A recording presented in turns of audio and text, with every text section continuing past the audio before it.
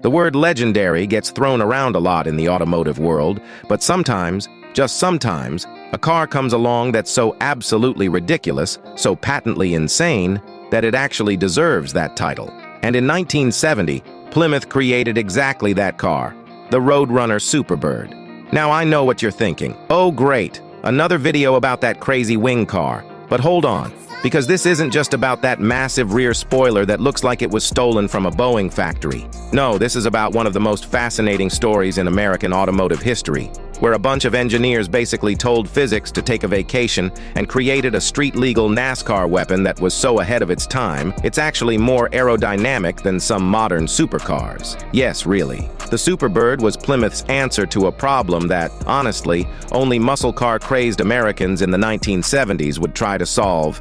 How do we make a family car do 200 miles per hour?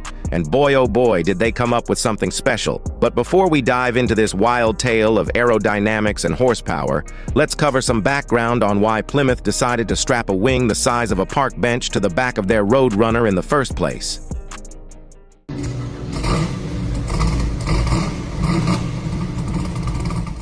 You see, by 1969, NASCAR had become an all-out war between American manufacturers. Ford was dominating with their Torino Talladega, and Dodge had already fired back with their Charger Daytona.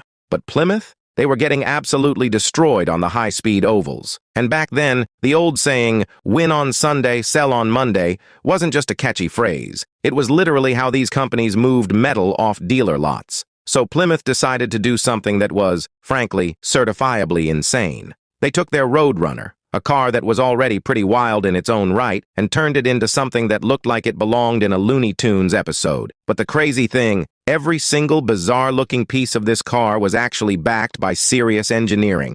Let's start with that nose cone. That massive, pointy front end wasn't just for show, though it definitely showed up in a big way. The engineers actually developed this thing in a wind tunnel, just like you'd expect from a modern supercar. And speaking of modern, get this. The Superbird's drag coefficient was 0.28, which is legitimately better than some supercars being built today. I know it sounds absolutely ridiculous, but this 1970s muscle car was genuinely cutting through the air better than cars being built 4 decades later. Now, we need to talk about that elephant in the room, or should I say, that Hemi in the room. Because while the base Superbird came with a 440 Super Commando V8, making 375 horsepower, which was nothing to sneeze at, the holy grail was the 426 Hemi. This wasn't just any engine, this was Plymouth's nuclear option, officially rated at 425 horsepower.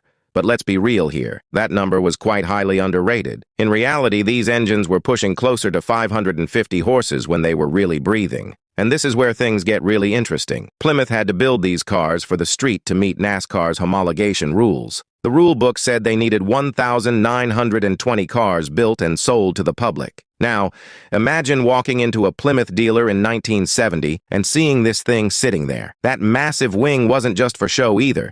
It was actually designed to be exactly that height so the trunk could still open. Talk about form-following function. But here's the part that really blows my mind. Dealers couldn't give these things away when they were new. I mean, think about it. You're trying to sell what looks like a road-going spaceship to people who just want a normal muscle car. Many Superbirds sat on dealer lots for months. Some even had their nose cones and wings removed just to make them look more normal. Can you imagine doing that today? That's like taking the doors off a Lamborghini because they open funny. Only 93 of these birds were built with the mighty Hemi engine, which makes them about as rare as finding someone who doesn't have an opinion about pineapple on pizza. The rest got either the 440 Super Commando or the 446 Pack, both solid engines in their own right, but let's be honest. If you're buying a car this crazy, why not go all the way?